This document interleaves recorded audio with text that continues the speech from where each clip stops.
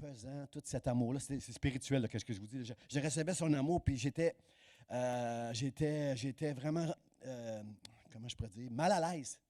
J'avais mal. Je pensais que le cœur allait sauter puis éclater tellement que l'amour de Dieu, je le recevais. Puis je dis, arrête, arrête, arrête. Alors, je regrette un peu, des fois, quand je vous raconte ça, d'avoir dit arrête, arrête, arrête. mais, frères et sœurs, c'est dur de recevoir beaucoup d'amour, mais que ça fait du bien. Alors, frères et sœurs, pourquoi nous prêchons l'Évangile? Pourquoi ce message-là, on le prêche? C'est parce que ce monde, surtout en ces temps, en ce moment, a besoin d'entendre que Dieu les aime. Ça fait tellement du bien quand quelqu'un te dit « je t'aime ». Et Dieu aime ce monde. Et Dieu a plein de gens qui veut toucher ici et là. Et c'est au travers de nous qu'il va les toucher, ces gens-là. Qui a besoin d'être rempli de l'amour de Dieu ce matin? Dites-le au Seigneur. Dites-le au Seigneur. Dites-le au Seigneur. Seigneur, je veux expérimenter ça. Moi, je veux avoir la même expérience que Pasteur Jean. Je veux être capable de dire, d'avoir tellement d'amour que je vais être obligé de dire arrête, arrête, arrête, c'est trop, là. Je vais mourir sur ton amour. Alors, Seigneur, merci pour ton amour, pour chacun de nous ce matin. Puis aide-moi à prêcher la bonne nouvelle de l'Évangile dans le nom de Jésus. Amen. Alors, ce matin, on est dans cette série-là. Vous savez, le mot évangile veut tout simplement dire bonne nouvelle. Les 4 évangiles que nous avons dans le Nouveau Testament, ça veut juste, les évangiles de Matthieu, Marc, Luc et Jean, c'est simplement, ça veut juste dire bonne nouvelle. Et le texte qu'on va regarder ce matin, on l'a vu un peu vite la semaine passée, c'est ce texte de Actes chapitre 16, verset 14, alors que Paul est, je vais vous raconter tout ce qui entoure ça, là. Ce texte commence en disant, Lydie, marchande de pourpre de la ville de Thyatire, était une femme craignant Dieu. Et elle écoutait. Le Seigneur lui ouvrit le cœur pour qu'elle fût attentive à ce que disait Paul. Quelqu'un dit Amen. Merci Seigneur. Merci d'avoir ouvert le cœur de cette femme. Alors, Paul était à Troas. La Bible nous dit, juste si vous lisez un petit peu avant ça, là, le contexte, Paul était à Troas, qui est quelque chose qui ressemble à la Turquie. Mais c'est pas quelque chose, Troas, c'est en Turquie présentement.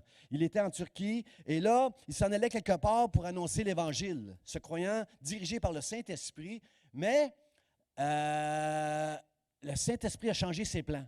Parce que Paul a eu une vision ou un songe, je ne me souviens pas trop. Là.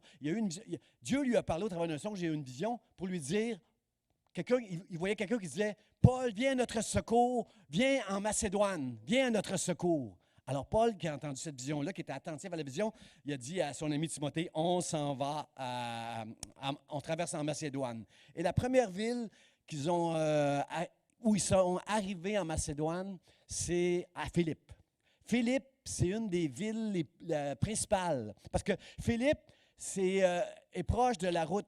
Il y avait des routes principales à l'époque. Hein. C'est pas comme aujourd'hui, on a des routes partout. Là, mais à l'époque, il y avait une grande route principale qui traversait la Macédoine. Et Philippe est une de ces villes où la route principale, où tous les gens passaient par Philippe.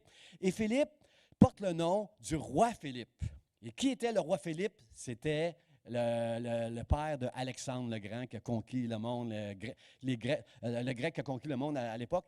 Philippe, c'était le père d'Alexandre, puis c'est pas pour rien qu'il avait choisi cette ville-là, parce que cette ville-là était riche.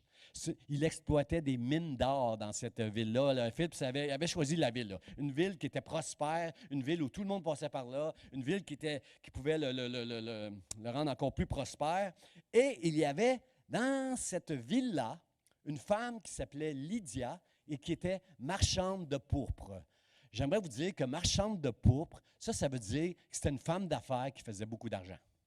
Parce que le pourpre, ceux qui pouvaient se payer des vêtements teints avec le pourpre, nous c'est facile. Je vois toutes sortes de couleurs ce matin, on a tous des vêtements de couleur, mais à cette époque-là, c'était plus rare. Et elle teignait les vêtements en pourpre, ça c'était pour les rois, c'était pour les nobles, c'était pour les riches. Alors, vous pouvez imaginer, elle, là, c'était un dragon, Lydia. Dragon, vous savez, à la télévision, c'est des gens, les dragons, ce sont des personnes qui ont réussi en affaires, qui entendent des jeunes personnes qui veulent se partir une business, ils les écoutent, ils les conseillent, puis même ils vont investir dans des personnes qui trouvent qu'ils ont des bonnes idées. Alors, elle était une femme d'affaires qui faisait de l'argent, qui était dans la ville pour faire. Elle était super, super prospère. C'était une femme qui avait beaucoup, beaucoup, beaucoup, beaucoup d'argent. Et elle était là. Et la Bible nous dit qu'elle était une femme qui craignait Dieu. je suis d'accord avec les théologiens qui disent si c'est une femme qui craignait Dieu, c'était sûrement une prosélyte, une femme qui avait accepté de croire dans le Dieu Tout-Puissant, le Dieu des Juifs. Elle était devenue une juive prosélyte. Là, mais on croit qu'à Philippe, il n'y avait pas encore de synagogue, parce que je crois que il me semble, s'il y avait un juif ici, on me corrigerait. Jocelyn, toi, tu connais beaucoup de juifs, là, tu me corrigeras. Mais je crois que pour avoir une synagogue, ça prend au moins 10 personnes qui sont juives pour faire une synagogue. Alors, elle était au bord de l'eau, la Bible nous dit, Lydia, pour aller à la prière. C'est une femme qui craignait Dieu. Et Paul, lui, la façon de procéder pour répandre l'Évangile, il allait souvent dans les synagogues. Comme Jésus allait au temple, lui, il ne fait qu'imiter Jésus. Il s'en va, lui, à la synagogue sur le bord de l'eau, hors des portes de la ville. Et là, il y avait cette femme-là qui craignait Dieu et elle écoutait. Et la Bible dit, le Seigneur lui ouvrit le cœur. Wow, frères et sœurs. Un jour, le Seigneur a ouvert ton cœur. Ne me dis pas que tu es élevé dans une famille chrétienne. Ne me dis pas que tu as toujours été dans la religion, toi. Un jour, si tu connais Jésus personnellement, c'est parce un jour, Dieu t'a ouvert le cœur. Moi, j'allais à l'église de ma sœur Louise qui m'avait invité, et un jour, dans son église, Dieu m'a ouvert le cœur. Je trouvais les gens un peu fanatiques à son église, les mains dans les airs et chantaient là, comme on a fait ce matin avec tout leur cœur. Là. Je trouvais ça un peu fanatique. Mais je revenais. Parce qu'il y avait là la présence de Dieu. Jusqu'à un moment, jusqu'à une réunion où Dieu a ouvert mon cœur. Et j'ai compris que sans Dieu, sans l'œuvre de la croix, jamais je pourrais être réconcilié avec Dieu. Jamais je pourrais être pardonné. Je resterai un pécheur et je vais mourir. Je vais mourir. Et Dieu a ouvert mon cœur. Et je veux dire merci au Seigneur qui a ouvert le cœur de Lydie aussi pour qu'elle fût attentive à ce que Paul disait. Combien sont d'accord avec moi qu'on donne de l'attention à qu'est-ce qui a de la valeur? Tu es attentif si ça a de la valeur pour toi. Moi, si je vais dans une bande de garage, ça ne me tente pas de voir le linge ou les bijoux, ou les ci, les ça. Moi, je vais aller jusqu'à la table de livres. Je veux trouver un bon livre précieux que je vais payer pas cher, qui traîne sur une table. Peut-être que je vais aller voir les articles de golf, parce que le golf, ça m'intéresse, ça me passionne ça aussi. Mais, comprenez-vous, on a de l'attention à tout ce qu'on va accorder de la valeur. Si un jour Dieu a ouvert votre cœur, quand vous avez entendu l'Évangile, vous avez donné de la valeur à ce que vous avez entendu et aujourd'hui, vous êtes sauvés pour l'éternité. Dites merci Seigneur, dites merci Seigneur. C'est ça qui est arrivé à Lydie. Alors, mon premier point ce matin que je veux partager avec vous, c'est la sécurité de l'Évangile. Lydie, marchande de pourpre de la ville de Thyatire, était une femme craignant Dieu et elle écoutait. C'était une marchande de pourpre, donc c'était une femme qui était très, très aisée, très, très riche. D'ailleurs, on va voir par la suite qu'elle va accueillir l'Église dans sa maison. Elle avait une si grande maison que l'Église était dans sa maison. Souvent, Paul, lorsqu'il passait à Philippe, tous les frères étaient dans sa maison, il les exhortait, puis là, ensuite, il s'en allait, et c'était dans la maison de Lydie que Paul exhortait. Donc, c'était une église maison, et je suis convaincu que c'est Lydie qui pourvoyait pour tous les besoins, pour nourrir et prendre soin de toute la gang qui était là. Je suis certain, c'était elle. Elle était super riche, elle était super aisée. Mais la raison de mon titre, c'est que Lydia a trouvé dans l'Évangile quelque chose que l'argent ne peut pas acheter. Elle a compris que sa vraie sécurité, ce ne sera jamais l'argent. Ça va être l'Évangile. C'est ça, en écoutant ce que disait Paul, alors que le Seigneur ouvre son cœur, puis qu'elle entend l'Évangile, puis elle est attentive. Frère et sœur, je veux dire merci au Seigneur, parce que cette femme qui était super riche a trouvé la vraie sécurité dans sa vie, au travers de l'œuvre de Dieu, de Jésus-Christ. C'est ça sa vraie sécurité, plus que l'argent. J'aimerais faire une parenthèse, frères et sœurs. Ce matin, ça n'a rien à voir avec la sécurité, mais je veux faire une parenthèse sur quelque chose qui nuit beaucoup à l'Évangile chez beaucoup de gens, qui s'appelle la cupidité. La cupidité, c'est la soif de posséder. C'est ça que ça veut dire quand on étudie le mot, là, toute l'étymologie du mot cupidité. La soif de posséder, frères et sœurs. Et la cupidité, c'est un péché très, très grave parce que dans Paul, dans l'Épître aux Éphésiens, il va mettre sur le même pied d'égalité l'immoralité, l'impureté, puis la cupidité sont C'est égal pour Dieu. Tout ça, là, c'est le même péché. La Bible dit que, Paul dit dans la Bible que les cupides n'entreront pas dans le royaume de Dieu. Ni les immoraux, ni les impudiques, ni les cupides n'entreront dans le royaume de Dieu. Vous savez pourquoi, frères et sœurs? Parce que tu ne peux pas avoir 2 maîtres à la fois, la Bible dit. Tu ne peux pas avoir Dieu, tu ne peux pas aimer Dieu, puis aimer l'argent. Tu peux avoir de l'argent, comme Lydia, mais pas aimer l'argent, au point que si tu vas être possédé par la soif de posséder, par la cupidité, et au point que parce que tôt ou tard, tu vas aimer un, puis tu vas haïr l'autre.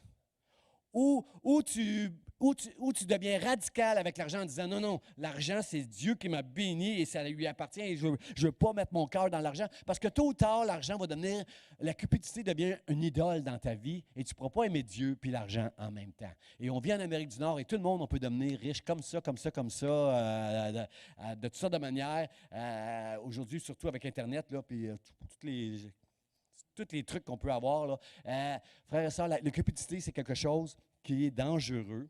Puis ce n'était pas le problème de Lydie, puis je veux dire merci au Seigneur pour ça. J'ai lu l'histoire, en étudiant un peu la cupidité, j'ai lu l'histoire d'un plongeur quelque part. Et lui, c'était un plongeur qui allait chercher des perles. C'est incroyable, ces gens-là, ils sont capables, pas de masque, là, pas de truc, là, ils sont capables de rester 2 minutes au fond de l'eau, eux autres, là, ils plongent, puis ils vont chercher des perles dans l'eau. Puis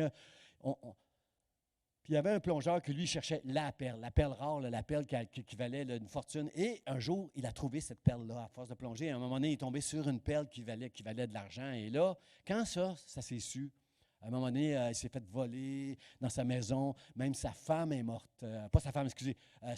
Un de ses enfants a été tué au travers d'une bagarre et tout ça.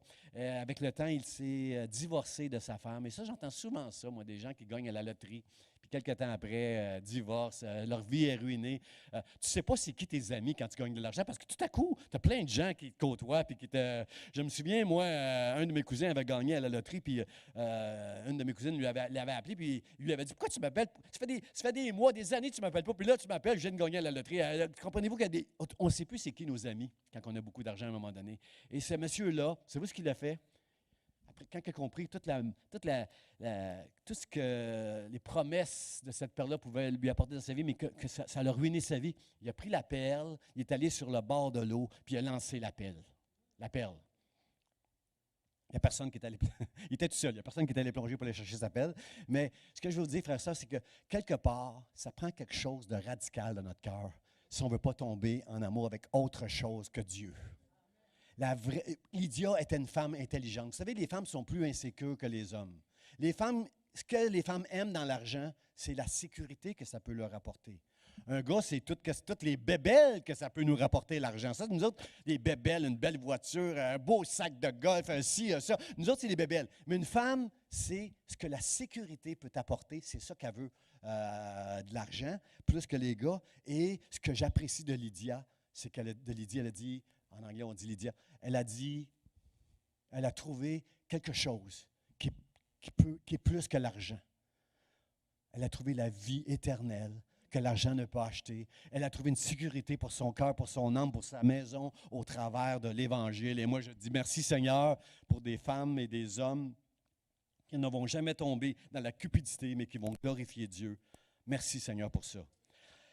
Frères et sœurs, on vit dans une époque d'angoisse, d'anxiété, d'inquiétude, de soucis et de doutes. Je suis surpris. Moi, chaque semaine, on m'envoie, il y a 2, 3 librairies chrétiennes, je regarde, c'est quoi les derniers livres qui sortent. Il y a beaucoup, dans les dernières années, il y a beaucoup de livres de théologie qui sont sortis. Mais en ces jours, ces derniers mois, si vous allez dans une librairie chrétienne, sur les tables, vous allez voir des livres du genre « Voici comment combattre le stress et l'angoisse ». Des livres pour les chrétiens, là, pas pour le monde. Pour des chrétiens qui sont angoissés et brisés par toutes sortes d'insécurités, par toutes sortes de soucis. Combien la vie apporte son lot de soucis, frères et sœurs, naturellement. Mais là, on est d'accord, on vit dans des temps assez spéciaux. Là. Depuis la COVID, la COVID a amené beaucoup d'isolement. Beaucoup, on était obligés de rester. On ne pouvait pas venir à l'église à un moment donné. La COVID a développé beaucoup de stress dans les maisons. Alors, puis tout le climat, la guerre et tout ce qui prend place autour de nous a amené toutes sortes de choses, frères et sœurs, puis une grande insécurité. Alors, c'est normal, frères et sœurs, d'être inquiet. La Bible dit, ne vous inquiétez de rien. Pense à Salomon, comment il était habillé, puis regarde les fleurs, comment ils sont. Dieu nous dit, ne vous inquiétez de rien. Ça ne veut pas dire que s'inquiéter, c'est un péché, là. Si vous êtes un être humain normal, puis ton gars puis ta fille est malade, ou ton conjoint, il se passe quelque chose, là. Si tu me dis, je ne suis pas inquiet, pasteur, j'ai Dieu avec moi, bien, si tu n'es pas inquiet, c'est parce que c'est une grâce de Dieu. Parce que normalement, tu devrais être inquiet si ton fils, ta fille est malade, ton conjoint. C'est normal de s'inquiéter. La Bible ne nous dit pas de ne pas nous inquiéter. La vraie foi, c'est de ne jamais être inquiet. La vraie affaire, c'est que ton inquiétude et ton insécurité ne doivent pas être plus grandes que ton espérance dans les grâces et les promesses de Dieu qui vont t'empêcher d'être submergé par l'inquiétude et l'insécurité. Est-ce que ça fait du sens? Hein? Moi, pendant 20 ans, je le disais tantôt, pendant 20 ans, on était super serrés. Tous les mois, je priais Dieu parce qu'on n'arrivait pas. Ah, j'arriverais pas. Et je n'étais pas capable de faire un budget parce que j'arrivais juste pas. Mais tous les mois, Dieu a fait en sorte, au travers de gens généreux, ma mère, ma soeur et Dieu, dans toutes sortes de miracles, mes voisins, au travers de toutes sortes de miracles, Dieu a toujours pris soin de moi. Et peut-être vous allez dire, bien, pasteur, si pendant 20 ans, Dieu a pris soin de toi, tu ne devrais plus t'inquiéter pour les choses, tu ne devrais plus t'inquiéter de rien. Ben non, je m'inquiète encore quand il arrive quelque chose j'ai encore des soucis et des inquiétudes encore. Mais la bonne nouvelle, frères et sœurs, c'est que je ne me laisse pas submerger par les soucis. Dieu est là pour m'aider tout le temps, frères et sœurs. C'est pas, ne me dites pas, moi j'ai la foi, moi je ne suis jamais inquiet, c'est pas vrai. Si tu es humain, tu es inquiet. Si tu es malade, ça va pourrir ta vie. À moins que tu mettes ta confiance en Dieu et que tu dis, Seigneur, viens à mon secours. J'ai besoin de toi. Et Dieu, regardez, j'ai oublié un passage là, dans les Écritures qui dit ceci, ça dit ceci, ça dit cela. Ah, ben là, on va le voir à l'écran. C'est Ésaïe 32, verset 17. Ésaïe nous dit ceci. L'œuvre de la justice sera la paix. À chaque fois que tu travailles dans ta vie pour glorifier la justice de Dieu, ça va te donner la paix. Mais le fruit de la justice, frères et sœurs, le fruit de ce que Dieu a accompli à la croix, le fruit de la justice, c'est le repos et la sécurité pour... Frères et sœurs, même quand tu vas avoir des mauvaises nouvelles, quand j'ai reçu des mauvaises nouvelles dans ma vie, au lieu de sombrer dans la dépression, je me suis appuyé sur les promesses de Dieu. C'est pas moi, c'est pas mon argent, c'est pas ma santé, c'est pas ce que moi je peux faire, mais c'est qu'est-ce que Dieu a fait et va faire qui va m'assurer mon repos et ma sécurité. L'œuvre de la justice de Dieu, c'est la sécurité pour toujours. Quelqu'un dit toujours. Parce que ça, c'est une bonne nouvelle. Pas juste au ciel, mais sur cette terre, il est possible de ne pas se laisser écraser par l'insécurité et tous les soucis que la vie va nous apporter et nous apporte de plus en plus, frères et sœurs. Je ne tomberai pas dans l'angoisse et dans l'anxiété parce que je vis des choses, mais je veux juste les remettre à Dieu. Seigneur, tu vois mon inquiétude, tu vois mes soucis, je veux me reposer. Donne-moi du repos, Seigneur, donne-moi du repos. Je crois en toi, Seigneur, et le fruit de la justice de Dieu, c'est que pour toujours, tu vas être en sécurité. Jacques, il nous dit, celui qui doute est comme les flots agités par le vent. Vous savez, les flots de la mer, quand ils se promènent, c'est le vent qui les agite, c'est le vent qui les pousse et qui font en sorte qu'ils s'accumulent. Alors, ce que Jacques est en train de nous dire, c'est que ton insécurité, tes inquiétudes, là, ne doute pas des promesses de Dieu pour te laisser agiter trop fort par tout ce qui prend place autour de toi puis qui t'agite. Laisse pas le vent, laisse pas l'ennemi souffler sur ta vie pour te montrer tous les problèmes que tu as pour que tu te laisses submerger. À quel moment l'apôtre Paul, qui marchait sur l'eau, sur l'invitation de Jésus, à quel moment Paul a commencé à couler et être submergé par les flots de la mer? C'est quand il a mis ses yeux sur tout ce qui prenait place autour de lui. On a tous des soucis, puis ils sont différents.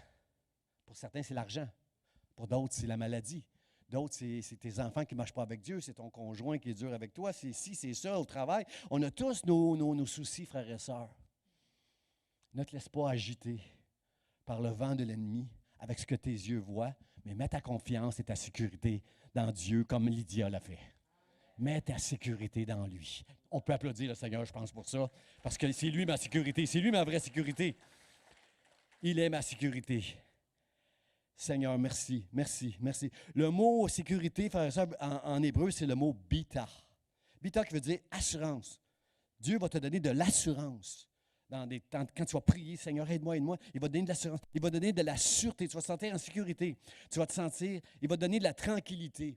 Je termine à ce point-là avec le roi David. Le roi David, c'était le roi d'Israël.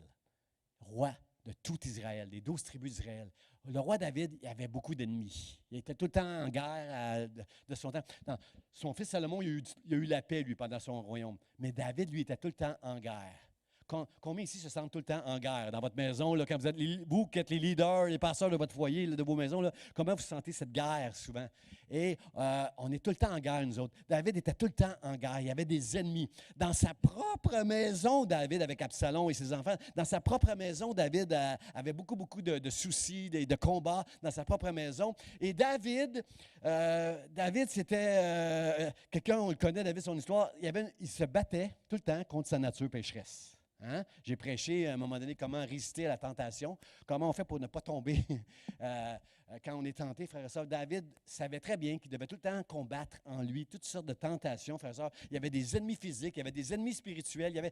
David, là, c'était un homme qui aurait pu tomber dans la dépression, puis dans l'insécurité, puis dans comprenez-vous, là, avec tout ce qu'il vivait dans une vie. Et c'est lui, David, dans le psaume 4, qui va dire « Je me couche et je m'endors en paix, car toi seul, ô Dieu, tu es ma vraie sécurité dans ma maison. C'est toi seul, Seigneur, tu es ma sécurité dans ma demeure. C'est pour ça que je peux m'endormir tranquille. » Si vous souffrez d'insomnie, frères et sœurs, c'est Dieu seul qui peut te donner réparer ton sommeil. Quand quelqu'un me dit j'ai de la misère à dormir, Seigneur, je prie Dieu, accorde-lui ton repos, accorde-lui ta grâce, afin qu'il puisse se tourner vers toi et dire, Seigneur, si je peux dormir en paix ce soir, c'est pas parce que je n'ai pas de soucis, c'est pas parce que je n'ai pas d'inquiétude, c'est pas parce que je ne suis pas malade, c'est parce que je me confie en toi. Toi seul, tu es ma sécurité dans ma demeure, dans le nom de Jésus.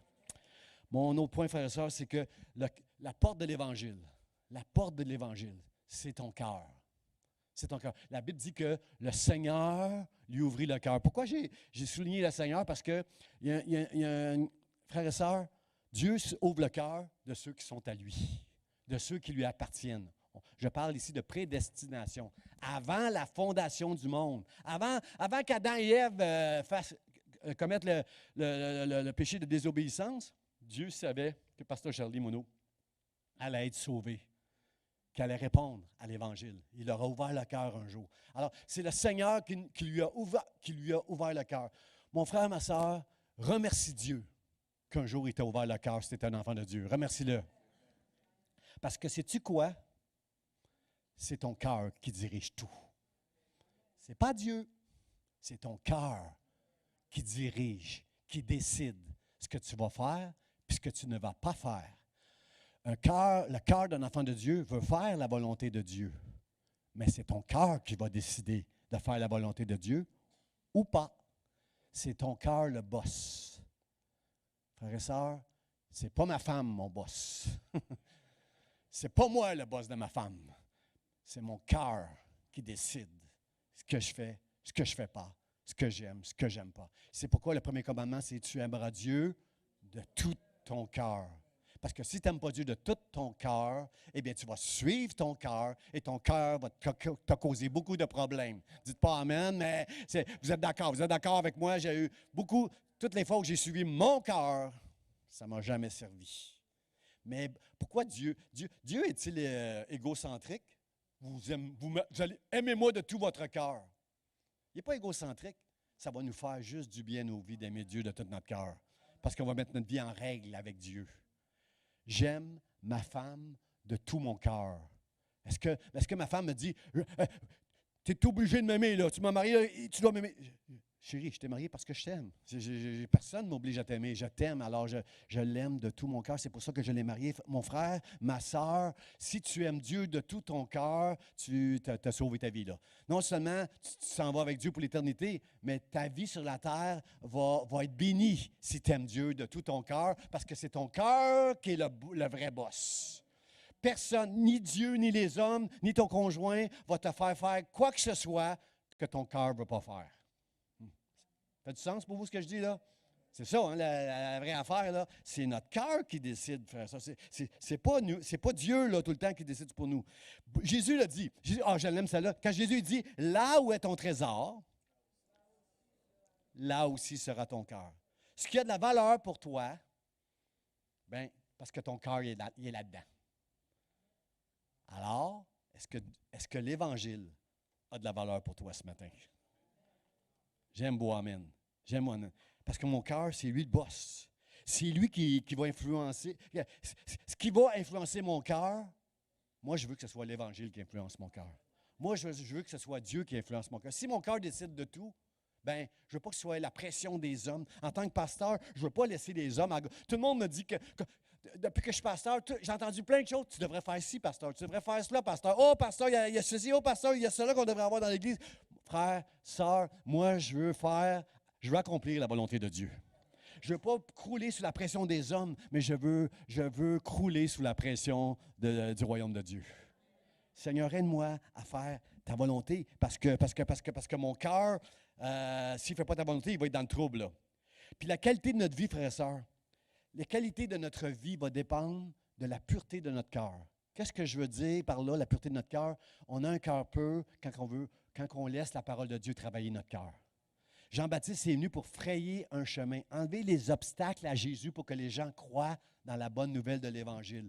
Plus que tu vas permettre à ton cœur de comprendre que l'Évangile va te faire du bien, plus tu es en train de frayer un chemin pour que ton cœur devienne de plus en plus pur et que tu sois béni dans la vie de tous les jours.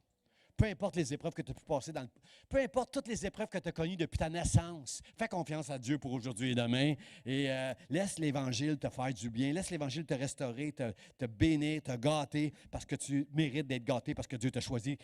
Tu es un prince puis une princesse, puis Dieu va te dire ce matin combien il t'aime. La loi, aimer Dieu de tout son cœur, honore Dieu, puis honore. Si j'aime Dieu de tout mon cœur, je vais aimer mes frères et mes sœurs. Je vais aimer Vesta, parce que c'est une femme qui aime Dieu. Si j'aime Dieu de tout mon cœur, je vais aimer ceux qui l'aiment. Et je vais aimer aussi ceux qui ne l'aiment pas pour leur annoncer l'Évangile. Puis en ces jours, on vit dans des temps où les gens sont plus ouverts à l'Évangile. Parce que tout va mal, frères et sœurs, dans le monde. Tout va mal et on a accès aux nouvelles maintenant mondiales. Et ce qui se passe en Ukraine, je le sais, en sortant de l'église, je vais savoir ce qui s'est passé ce matin en Ukraine. On sait tous aujourd'hui les nouvelles et toutes ces choses-là amènent beaucoup de stress, beaucoup d'inquiétude, beaucoup d'insécurité, frères et sœurs. Mais comme il dit, nous avons trouvé notre vraie sécurité dans l'Évangile, frères et sœurs, et le monde a besoin de trouver une sécurité dans l'Évangile du Seigneur Jésus-Christ. Je me couche et je m'endors en paix, car toi seul, ô Éternel, tu es ma sécurité dans ma demeure, dans ma maison. Merci Dieu pour ça. Tu es ma sécurité. C'est ça. Jérémie 17, 9 nous dit, le cœur, lui il dit, Jérémie il est dur. Et j'aime pas ça lire ça. Jérémie me dit que le cœur, il est trompeur et qu'il est incurable. Qui le connaît? Mon cœur, il est trompeur. Il se trompe et il me trompe. Je prends des mauvaises décisions, des fois en m'appuyant sur mon propre cœur, parce que mon cœur, il est trompeur. Il est attiré par les choses qui m'attirent, mais toutes les choses qui m'attirent ne sont pas tout le temps bonnes. Vous êtes d'accord avec moi? La perle que ce plongeur voulait avoir, ce n'était pas une bonne chose quand cette perle-là est rentrée, quand il l'a eue. Il voulait cette perle-là, et quand ça s'est su, ça l'a détruit sa vie. Alors, il était radical. Tout ce que mon cœur est attiré n'est pas nécessairement une bonne chose. Mais si je me laisse, Seigneur, attire mon cœur à toi. Laisse mon cœur être attiré par toi, puis à les choses de Dieu. Seigneur, aide-moi, parce que mon cœur, je le sais, je n'aime pas mon cœur. Je n'aime pas mon cœur souvent parce qu'il est trompeur et il est incurable. Voici la bonne nouvelle de l'Évangile, frères et sœurs. Je te donnerai un cœur nouveau. Mets ta confiance en moi. Quand Dieu va ouvrir ton cœur pour que tu sois attentif à l'Évangile, puis que tu dises, Seigneur, j'ai péché, pardonne-moi mes péchés, je veux marcher avec toi. Quand tu vas faire cette conversion, frères et sœurs, Dieu va te donner un nouveau cœur et un nouvel esprit. Et c'est ça la bonne nouvelle de l'Évangile. Je vais avoir un nouveau cœur parce que mon cœur, il est incurable. Moi, je ne peux pas changer mon cœur. Même, je ne peux pas être guéri de ce cœur qui veut tout décider. Mais Dieu, au travers de la foi, au travers de l'Évangile, il va me donner un nouveau cœur. Et moi, je veux dire merci, Seigneur, pour ça. David, la Bible nous dit que David, dans 1 Samuel 13, ça dit que Samuel va dire à Saül, Dieu s'est trouvé un homme selon son cœur. Qu'est-ce que ça veut dire, ça? Qu'est-ce que Saül avait? Qu'est-ce que David avait que Saül n'avait pas ou vice-versa? Saül était un homme qui croulait sous la pression du peuple. Il y avait plus la crainte du peuple que la crainte de Dieu. Il a fait des choses qui ont démontré qu'il écoutait le peuple plus que Dieu. Il subissait la pression du peuple et faisait des péchés plutôt que de marcher dans la crainte de Dieu. Et la Bible dit que David était un homme selon le cœur de Dieu. Regardez ce que nous dit Actes. Pourquoi Samuel parle de David comme ça? On a la révélation dans Actes. Lorsque on a cette information, j'ai trouvé David, fils d'Isaïe, un homme selon mon cœur. Pourquoi c'est un homme selon mon cœur? C'est un homme qui accomplira toutes mes volontés. Malgré sa nature pécheresse, malgré que c'est resté un pécheur qui a fait de graves péchés, qui ont contaminé toute sa maison, malgré tout ça, David était un homme qui voulait accomplir les volontés de Dieu, frères et sœurs. Est-ce que ce matin, tu veux dire à ton cœur, tu vas écouter Dieu, mon cœur, parce que je veux être béni, moi? Ô mon âme, bénis l'Éternel. Ô mon cœur, obéis à la foi. Obéis à la foi. Seigneur, aide-moi à marcher avec toi. Est-ce que si tu connais dans ta vie quelque chose de la volonté de Dieu, est-ce que c'est ton cœur qui va gagner ou c'est la volonté de Dieu? C'est une question que je lance comme ça ce matin. Jésus a dit, ce n'est pas ceux qui disent « Seigneur, Seigneur » qui vont entrer dans le royaume de Dieu, mais ce sont ceux qui font la volonté de mon Père. Il faut qu'il y ait dans ton cœur ce désir de « je veux faire la volonté de Dieu et non la mienne ». Peu importe les circonstances autour de toi, je veux faire la volonté de Dieu. Proverbe chapitre 4, verset 23, il nous dit « Garde ton cœur plus que toute autre chose ». C'est un bon conseil, ça. C'est la sagesse qui parle à son fils. « Mon fils, ma fille, garde ton cœur plus que toute autre chose ». Frères et sœurs, ce qui garde mon cœur, c'est la crainte de Dieu. La crainte de Dieu, c'est comme un rempart. Il y a des gens qui me disent « Oh, pasteur, toi, tu as la crainte de Dieu. » Ils pensent que je suis plus spirituel parce que j'ai la crainte de Dieu. Je ne suis pas spirituel avec la crainte de Dieu qui est en moi. Je suis intelligent. Parce que je sais que la crainte de Dieu, c'est un rempart, c'est un garde-fou pour ne pas tomber. Quand vous allez sur l'autoroute, c'est écrit « danger », vous faites attention avec votre voiture, c'est écrit « danger » pour ne pas aller… il y a quelque chose, il y a un danger ici. Là. Vous êtes attentif au signal quand vous avez un minimum de crainte. Je regardais, il y avait mon épouse lisait dans son boudoir là, à la maison, elle lisait, puis il y avait un truc à la télévision, c'est des images avec une petite musique douce, et il y avait un précipice, puis au bout du précipice, j'ai vu un petit drapeau qui flottait. Et là, j'ai compris que ce petit drapeau-là, en parlant avec Sylvie, je regarde le drapeau, puis j'étais attentif au drapeau, puis là, je disais, OK, ce drapeau-là, c'est pour avertir les gens qui peut-être marcheraient sur la falaise. Quand je vais en Gaspésie, moi, j'aime ça aller marcher sur les falaises. J'ai l'impression d'être tout seul devant Dieu, devant l'univers. C'est grand, c'est grand.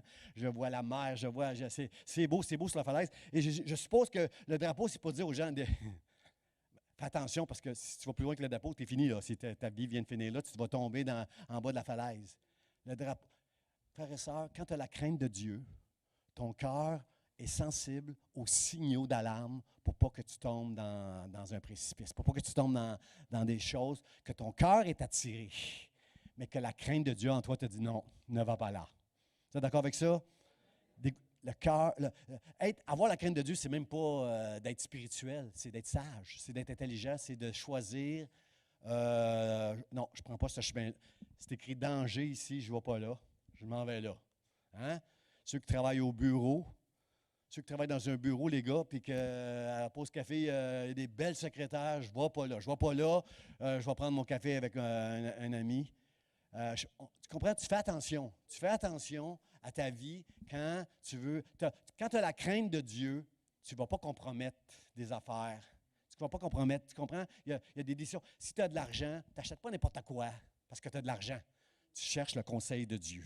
Alors, c'est ça la crainte de Dieu, frère. C'est même pas, oui, c'est spirituel d'avoir la crainte de Dieu, mais c'est biblique. Mais c'est juste de la sagesse, puis de l'intelligence pour prévenir des grands malheurs. Amen.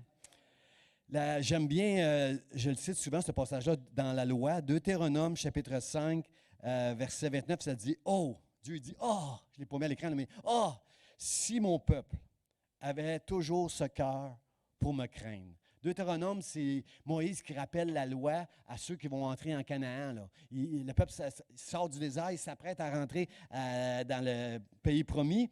Puis là, ils écoutent la loi, ils sont tous attentifs, ils écoutent la loi, puis ils disent, « Oh! » Dieu dit à Moïse, « Oh! Si mon peuple avait toujours la crainte, si mon peuple avait toujours ce cœur pour me craindre. » Qu'est-ce que Dieu est en train de dire à Moïse? Ils ne l'auront pas toujours, ce cœur-là. Là, ils l'ont parce qu'ils reviennent de loin, 40 ans dans le désert. Ils ont vu les miracles, la mer, tout ça. Là,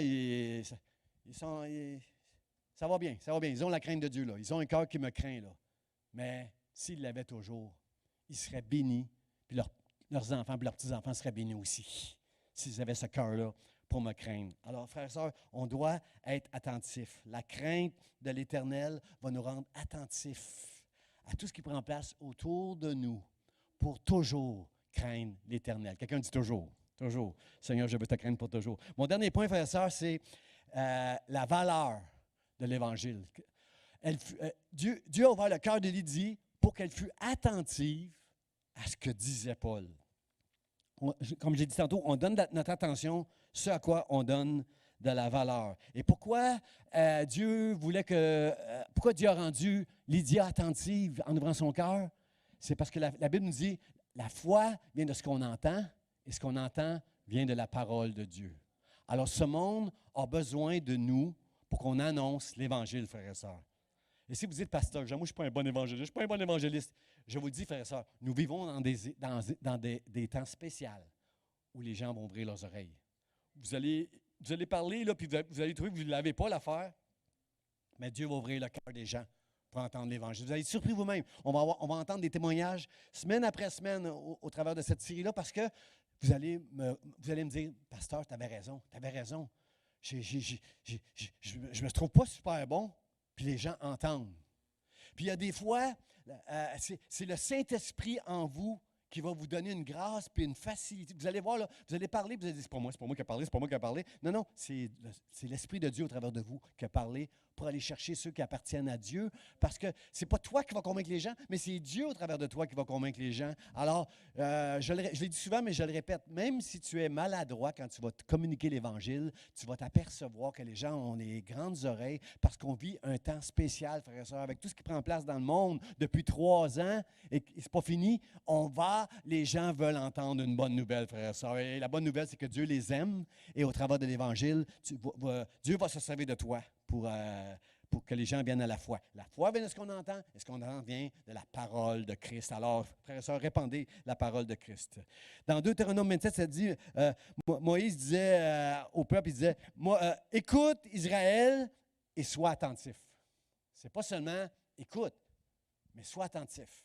Lydia, elle écoutait et Dieu a ouvert son cœur pour qu'elle soit attentive. Et Moïse rappelle dans la loi à son peuple qui va traverser en Canaan, écoute, mais sois attentif. Qui va être attentif ce matin à ce que Dieu veut te dire à ton cœur ce matin? Sois attentif ce matin. Dieu veut te dire quelque chose à toi. Sois attentif. Dans Néhémie, Néhémie, je l'aime parce que Néhémie revient de l'exil. Ça fait longtemps là, qu'ils ont été Jérusalem, ils avaient été amenés en captivité là, quelque part, et Babylone. Puis là, ils reviennent de l'exil, et Néhémie lisait la Bible tous les jours. Il lisait une portion de la loi tous les jours. Le peuple était là, puis la Bible nous dit dans Néhémie que, je vais vous le lire, je l'ai écrit ici, là, au retour de l'exil, tout le peuple était attentif à la parole de Néhémie puis de Esdras. Quand on lisait la parole de Dieu, les gens étaient attentifs. Pourquoi? Parce qu'ils réalisaient tout à coup que en marchant maintenant dans la crainte de Dieu. Là, j'ai été prouvé. Là, la vie était dure avec moi. J'ai traversé des moments difficiles de captivité, d'exil. J'ai traversé des moments très, très durs dans ma vie, la maladie, une séparation, je ne sais pas. Tu as vécu des moments difficiles, mais là, je veux être attentif à ce que Dieu me dit parce que je le sais que ma vraie sécurité, c'est seulement Dieu. C'est seulement Dieu, c'est seulement au travers de l'Évangile que je vais la connaître. Et là, au temps de Néhémie, les gens étaient attentifs à l'Évangile. Dans Ésaïe, chapitre 34, verset 1, Ésaïe nous dit ceci. Il parle aux nations. Il dit, « Approchez, nations, pour entendre, pour écouter. Peuple, soyez attentifs. Que la terre écoute et tout ce qui la remplit. » Le mot attentif dans l'hébreu, c'est le mot kashav en hébreu. Kashav, ça veut dire avoir de l'égard, donner de la valeur. Quand Samuel dit l'obéissance vaut mieux que les sacrifices, il est en train de dire, quand il dit vaut mieux, ça veut dire l'obéissance kashav vaut mieux que les sacrifices. Quand le psalmiste dit ô Dieu, tu prêtes l'oreille à mes prières, kashav. Quand tu prêtes l'oreille, tu donnes de la valeur. Est-ce que vous savez, frères et sœurs, que Dieu donne de la valeur à vos prières? Il est attentif quand tu pries. C'est sûr qu'on n'a pas tout le temps des réponses là. Mais Dieu est attentif quand tu pries tout le temps. Moi, je suis béni. Il y a des prières que je fais que je suis béni quand j'entends un frère, une sœur me dire « Pasteur », puis là, il me raconte comment ça va bien maintenant. Je suis béni, Seigneur. Merci de prêter l'oreille à nos prières. Je veux dire merci, Seigneur. Alors, je rends grâce à Dieu pour, frères et sœurs, Lydia, qui a été attentive, qui a donné de la valeur à l'Évangile. Je veux que vous sachiez, frères et sœurs, au travers de Facebook, qu'on est dans des temps où les gens vont être plus attentifs. Parce que Dieu va ouvrir leur cœur. Pourquoi? Parce que ça va mal dans le monde. Les gens sont inquiets, les gens sont insécures. Et la vraie sécurité, frères et sœurs, de notre génération, c'est l'Évangile. Ils ont besoin d'entendre l'Évangile. Ils ont besoin, malgré tout ce qui va prendre place autour de nous, on a besoin de dire comme David, je me couche et je m'endors en paix, car toi seul, Seigneur, tu es ma sécurité dans ma demeure. J'invite les musiciens à s'avancer pour le mot de la fin. Frères et sœurs, le mot de la fin, c'est « Elle était attentive à ce que disait Paul ». Qu'est-ce que Paul disait? On ne le sait pas. Ce qu'on sait, c'est que Paul il dit « J'ai été mis à part pour annoncer l'Évangile ». Est-ce que vous voulez dire avec moi ce matin, frère et sœurs, que j'ai été mis à part? Vous et moi, on a été mis à part pour annoncer l'Évangile. Alors que Paul annonçait l'Évangile, lui, il ne le sait pas, mais Dieu est à l'œuvre, il est en train d'ouvrir le cœur de Lydia afin qu'elle soit attentive, qu'elle reçoive la foi et qu'elle devienne un enfant de Dieu qui va bénir le royaume de Dieu. Lydie a béni l'Église, dans sa maison, a béni l'Église qui a pris place à Philippe. Je veux dire merci au Seigneur pour Paul, mais aujourd'hui, c'est nous, frères et sœurs, sur qui Dieu compte pour qu'on puisse répandre l'Évangile. À nous, frères et sœurs, puis plusieurs d'entre nous, frères et sœurs, ce matin, on a besoin d'entendre que notre vraie sécurité, c'est l'Évangile. C'est Dieu. Parce qu'on va traverser des moments difficiles, nous autres ici. Là. Vous vous souvenez de la série avant celle-là, là? Vous aurez des tribulations. On ne sera pas épargnés, nous, les enfants de Dieu, de toutes les tribulations. Vous allez passer des moments difficiles, frères et sœurs. Les gens vont dire des choses méchantes sur vous. Mais mettez votre confiance en Dieu. Parce que c'est seulement Dieu, ma vraie sécurité. Si je me fie à ce qui prend place autour de nous, je vais sombrer dans la dépression. Mais si je m'appuie sur Dieu, ses promesses, son amour, frères et sœurs, je vais m'endormir en paix le soir. Parce que c'est Dieu, ma vraie sécurité. C'est l'Évangile sur lequel je peux m'appuyer. Parce que l'Évangile, c'est la vérité. Il y a plein de mensonges dans ce monde pour essayer de te tirer de tes problèmes. La seule vérité, c'est la parole de Dieu. Ce que Dieu déclare, ça, c'est la vérité. Est-ce que ce matin, on veut rendre hommage à la vérité? Je vous invite à vous lever. On va chanter avec nos musiciens. Puis on va dire, Seigneur, c'est toi ma sécurité. Si tu as des soucis ce matin, une forme d'insécurité à cause de toutes sortes de raisons, de maladie ou problèmes, dis au Seigneur ce matin, c'est toi. Seigneur, remplis mon cœur de repos, de paix. C'est toi ma sécurité dans le nom de Jésus. Ô toi qui donnes la vie, à tes pieds je veux m'asseoir. Comme ça